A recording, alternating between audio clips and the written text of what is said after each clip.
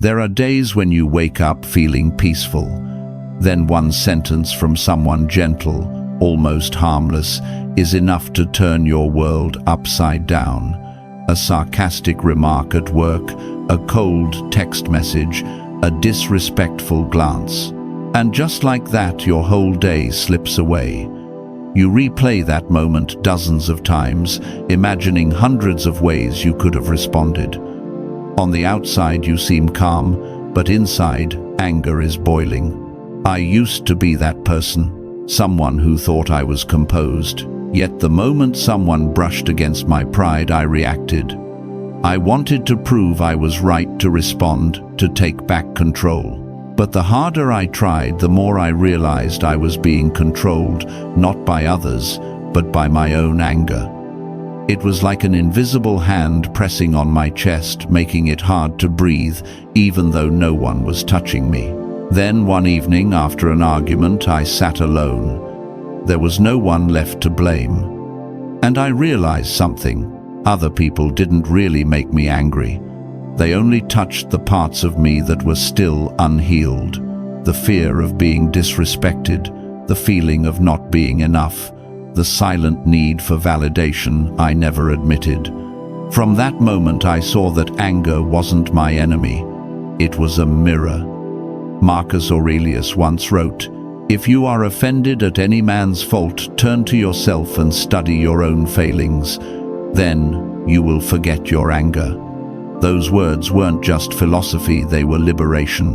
Because when you realize you can choose how to respond, you are no longer a victim of emotion. You become the observer, the master. I didn't learn this overnight. There were still moments when I reacted, got heated, and wanted to win. But I paused a little longer each time, observing a little deeper. And I began to see that anger shows up to tell us something, not about others, but ourselves. I understand if you've ever felt tired of letting someone else's behavior dictate your peace. I've been there too. Share in the comments. What's the last thing that made you lose your cool? Because sometimes just naming it gives you back a piece of your control. And when you start observing your reactions instead of others' actions, something powerful happens. You stop fighting the world and begin a quiet dialogue with yourself.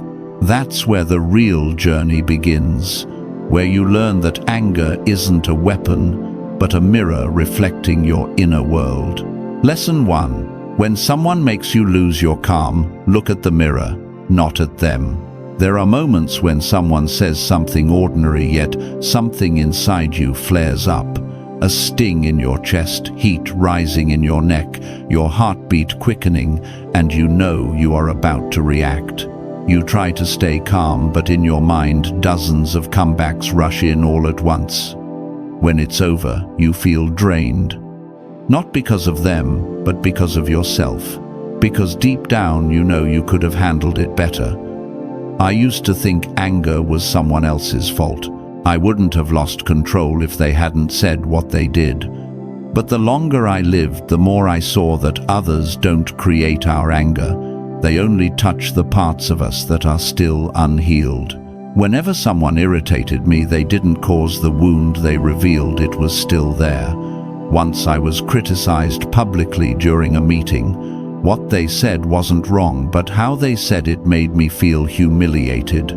I replayed the scene that evening, crafting all the sharp responses I should have said. Then, in the middle of that storm of thoughts, I realized my pain didn't come from their words. It came from my fear of being seen as weak. My anger was a mirror reflecting that fear. Epictetus once wrote, "It's not what happens to you, but how you react to it that matters." I began to practice observation instead of reaction.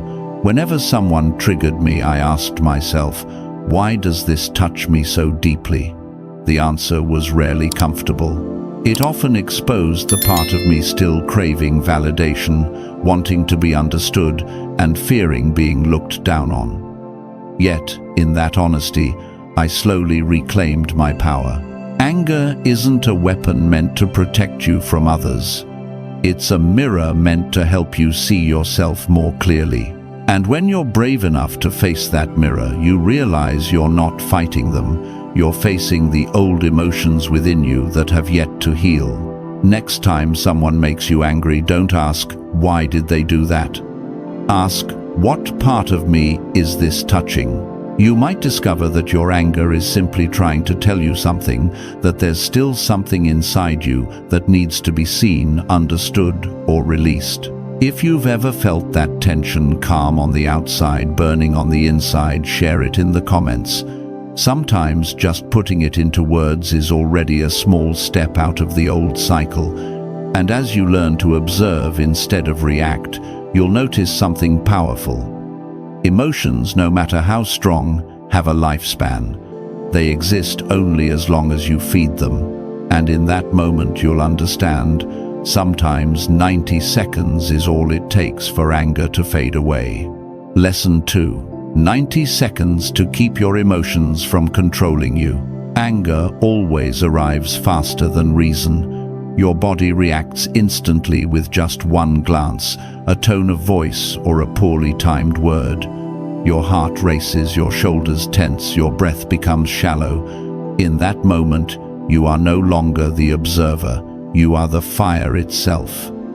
But if you can pause even for a minute and a half, that fire will burn out. I didn't believe that at first. I used to think emotions were uncontrollable. Then I read a study explaining that the biological reactions of emotion, the racing heart, the rush of stress hormones, the shallow breathing, last only about 90 seconds unless we keep replaying the story. If we stop fueling the fire, the anger fades away. I started to test it. Whenever emotion rose, I breathed and counted slowly in my head. The first 10 seconds were tense. At 30 seconds, my heartbeat softened. I still felt discomfort for 90 seconds, but the impulse was gone. I no longer wanted to respond or prove anything. I could finally see that emotion wasn't me, it was something passing through. Marcus Aurelius once wrote, "Let your mind be calm like the sea, even when the wind blows." That's precisely what those 90 seconds of silence give you. A still space, just enough to remember you have a choice. You don't have to react. You don't have to prove. You can stay still and let the emotion drift away like rain over a quiet lake. Strangely, when you pause in those 90 seconds, you don't become weaker, but stronger. Because you're no longer being carried by anger, you're steering through it. You become the driver instead of the passenger on the ship of emotion. If you've ever acted impulsively and regretted it later, try this next time. Don't speak, don't move, breathe. 90 seconds of silence can save you 90 days of turmoil. And if you've ever experienced that kind of moment, share it in the comments, not to complain, but to remind one another that we all have the power to master our minds. Because once you've felt the strength of those 90 silent seconds, you'll realize a more profound truth. No one can truly make you lose control unless you allow them to. Lesson 3. No one can make you lose control unless you allow them to. There was a time when I thought calmness was for people who were cold, detached, and emotionless. I wasn't one of them. I felt everything deeply, and I reacted just as strongly. When someone disrespected me, I fired back. When someone said something untrue, I had to explain myself. I didn't realize that every time I did that, I was unconsciously handing over the keys to my mind. Epictetus once said, "No one can make you angry unless you allow them." That quote irritated me at first. I wanted to argue. But what if someone insults me? Then I realized that I was proving him right in that very reaction. When I let someone's words decide my feelings, I give them a power that should belong only to me. One day, this truth hit me harder than ever. A co-worker habitually made sarcastic remarks about me in front of others. At first, I felt humiliated and furious. But one day, I smiled and looked at him instead of reacting. He threw out a few more lines, then went quiet. My heart was still pounding, but I no longer wanted to respond. I understood that the game ended when I refused to play his game. People can only press your buttons if you keep the wires connected. And those buttons aren't on the outside, they're inside you. The fear of being judged, the fear of being seen as lesser, and the craving for validation. When someone triggers you, they're not controlling you, but shining a light on what's still unhealed within you. Pay attention. Some people you once found unbearable no longer bother you when your inner state strengthens. Not because they've changed, but because you've disconnected the wire.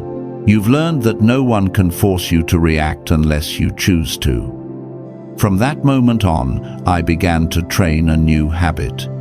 Instead of reacting, I observed. Whenever emotion rose, I asked myself, are they trying to control me, or am I giving myself away?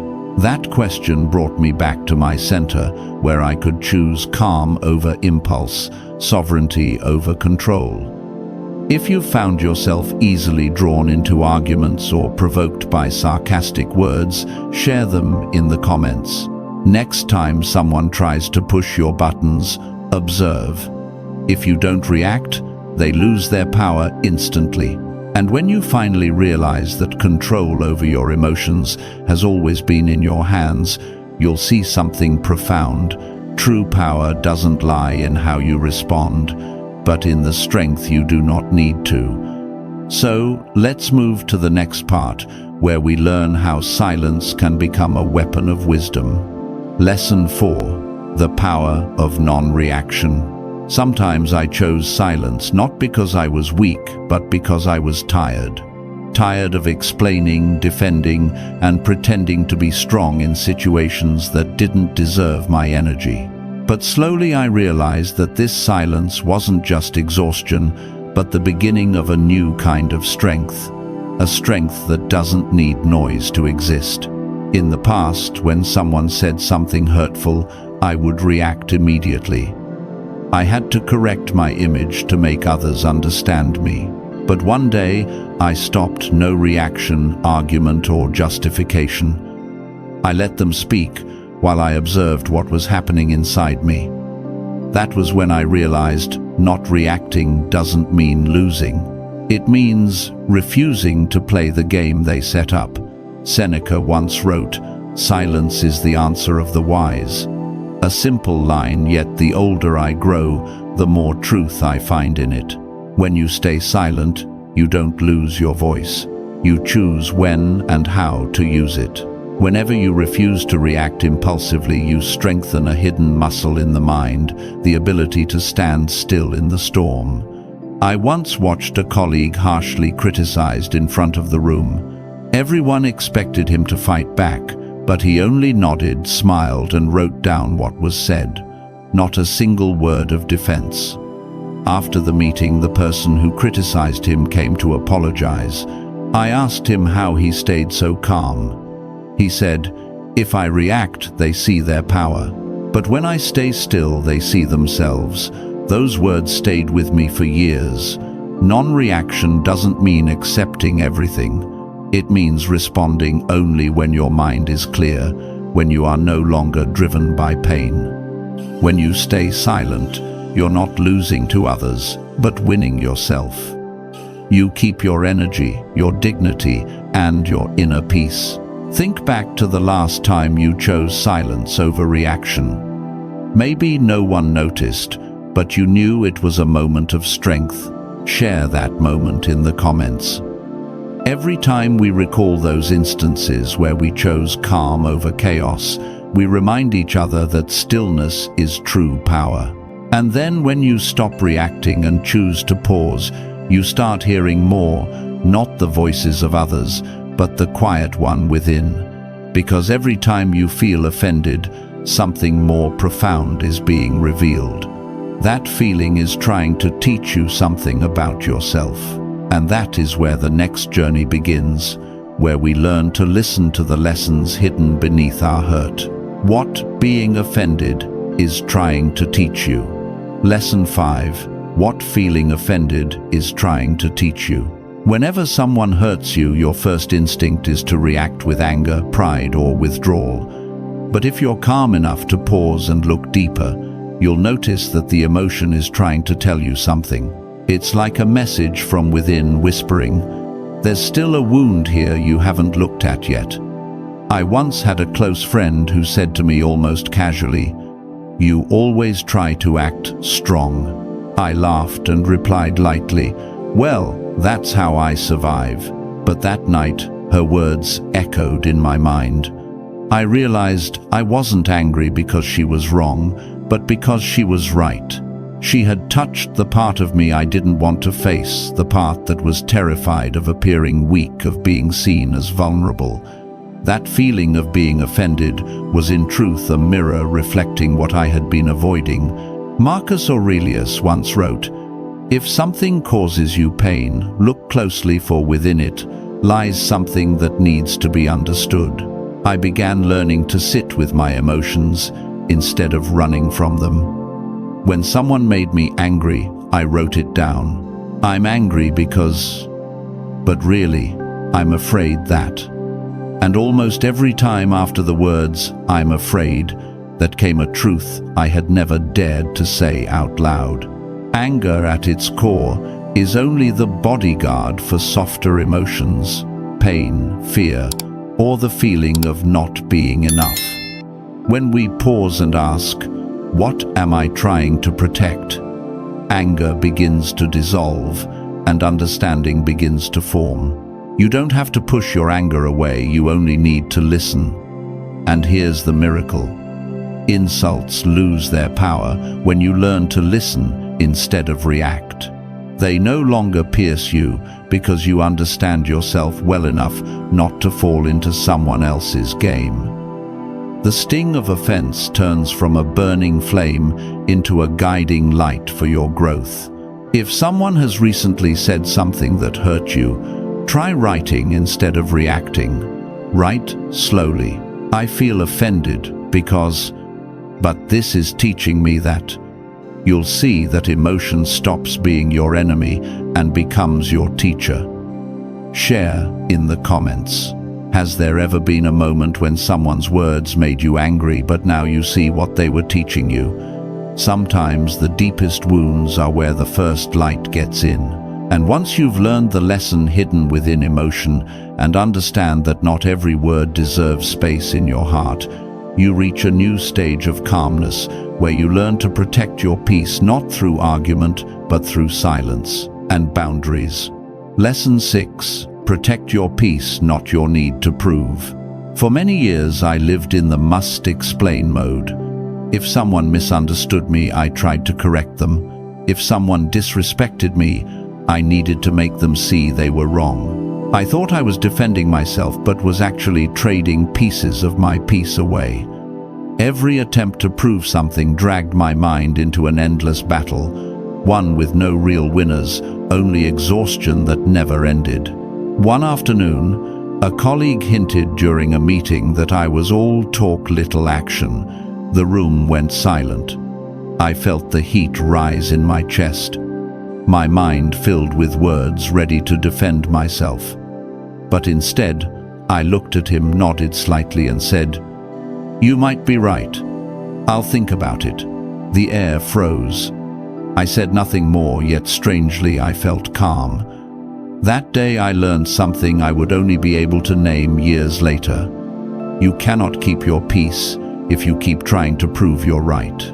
Epictetus once said, "If you wish to be free, don't concern yourself with what others think of you." That wisdom isn't about indifference, it's a reminder that peace never lives in someone else's approval. Whenever you try to make someone understand you, you place your peace in their hands, and no one is stable enough to hold it for you. From then on, I learned to step back. If someone misunderstood me, I let time speak for me. If someone attacked me, I would let calmness be my weapon. Not because I stopped caring, but because I realized I owed no one a performance to prove my worth. Peace isn't something you win through argument. It's something you protect through boundaries. Modern psychology calls this emotional detachment, the ability to separate your sense of self from other people's reactions. When you stop chasing the need to be understood, to be right, to be validated, a lightness returns.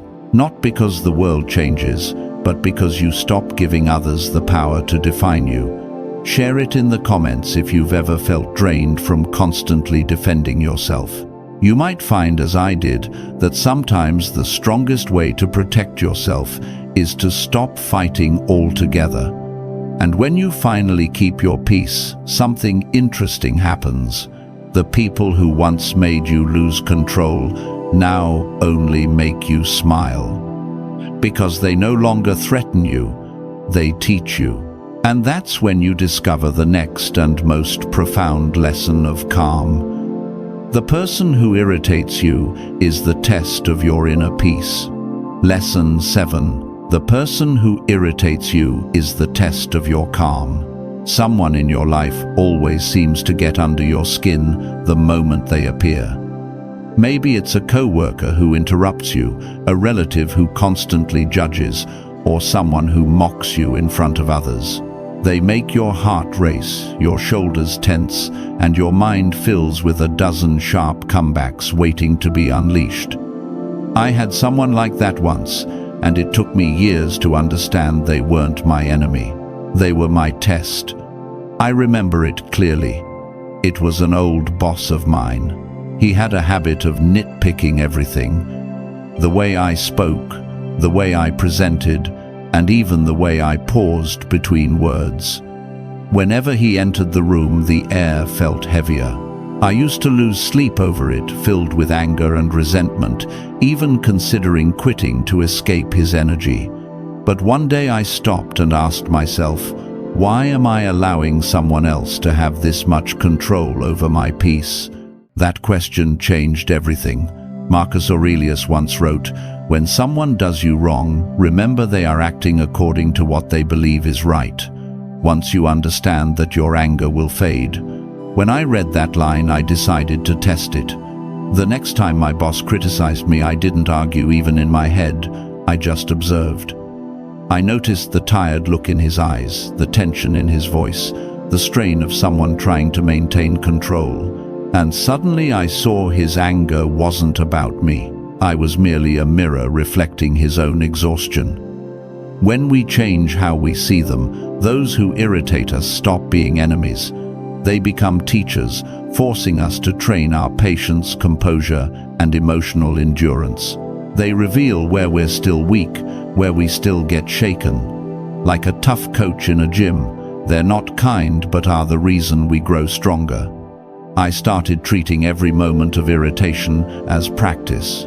When someone interrupted, I practiced silence for a few more seconds. When someone criticized, I practiced listening without defense.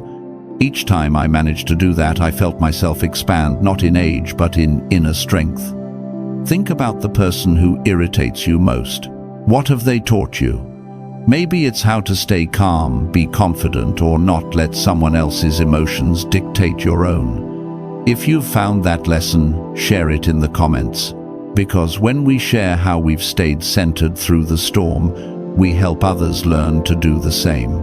And when you finally understand that every challenger is just a test from life itself, you stop fighting them. You start using them to train your mind. One day, when they can no longer shake you, you'll realize you've passed the test. And from that moment on, something miraculous happens. You understand that no one can control you anymore. When you stop letting others rule your mind, you don't just become calm, you become free.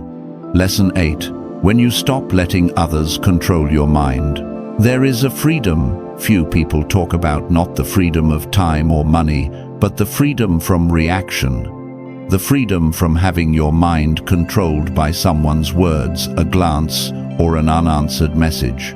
It took me years to realize that most of life's exhaustion doesn't come from what people do to us, but from how long we let them live in our heads. There was a time when I replayed old conversations in the car, in the shower, before bed. I imagined what I should have said, how I could have responded, and in those imagined scenes, I always won. But in reality, the other person didn't know, remember, or care. I was only trapping myself in a loop of the past. The Stoics call this emotional slavery, when the mind becomes chained to what it cannot control. Epictetus once said, "No one can make you suffer unless you allow it." It sounds simple, but living that truth is a lifelong practice. You must learn to observe your mind to be free from others' control. Each time emotion rises, pause and ask, who's holding the strings right now? If the answer is someone else, that's your cue to let go. I learned this through something small. A close friend once went silent for weeks after an argument. Every day I wondered, what did I do wrong? Why aren't they texting back? Then one morning I woke up and realized I had allowed someone else to live rent-free in my mind. I couldn't control their silence, but I could choose how to continue my day. So I sent one message: "Whenever you're ready, I'm here." Then I let it go. It felt like untying an invisible knot from around my heart. Letting go isn't coldness. It's understanding that your mind is not public property. Not everyone deserves space inside it. You hear a new sound of stillness when you stop reacting, explaining, and waiting. It's quiet, unremarkable, but within it lies power. If you've ever felt that release when you let someone go from your thoughts and felt peace instead of anger, share it in the comments. That isn't a loss, it's a sign you're returning to yourself. And when you live this way, you begin to see what the Stoics knew thousands of years ago. Peace is not something you earn after winning a battle or surviving hardship. Peace is what remains when everything else fades. That's why this journey doesn't end when you stop being angry. It ends when you realize peace was never the reward, it was your true nature. And that is where we arrive at the final part of this journey and learn how to come home to ourselves in the most profound silence and freedom. Peace is not a reward, it is your true nature. As you reach the end of this journey, you may realize that we've been seeking not victory or recognition, but the quiet sense of peace within our minds. Anger, hurt, and the need to be understood are just waves. They rise and fall. But beneath them, water is still waiting for you to return. It took me years to understand this simple truth. That peace doesn't arrive when others change, but when you stop letting them control you. It doesn't come from saying the perfect thing or reacting the right way. It comes from when you decide you no longer need to prove anything. From that point on, every insult becomes just wind. Every judgmental look becomes smoke, and you remain standing, breathing, smiling. Marcus Aurelius once wrote, "A peaceful mind is an inner fortress no one can invade." That is not mere philosophy, it is a reminder that you already have that fortress within you. Every time you choose not to react, stay silent, instead of being impulsive and let time speak for you, you strengthen its walls. But don't mistake peace for the absence of emotion. Peace is when you can watch emotion pass without being swept away. It's when someone says something harsh and you take a deep breath instead of breaking. It's when you realize that the best response is sometimes no response, and that no one can truly hurt you unless you let them. If these words resonate with you, share one thing you've learned from this journey in the comments. A moment when you stayed calm or chose silence over anger. These stories don't just remind you of your strength, they help someone else find theirs too. Because in the end, peace isn't a prize for the perfect. It's the most natural part of who you are, something that's always been there, just hidden under noise and expectation. And when you learn to return to it, when you can sit quietly within your mind and not feel empty, you'll understand. Peace isn't something to seek, it's the place you return to. If this journey made you pause and reflect, write in the comments, "I choose calm over anger," to affirm your choice to live unshaken, unbothered, and steady in silence. And if you want to keep walking this path with me, where we learn how to stay calm in chaos, subscribe to Sovereign Stoic and don't miss the next lesson.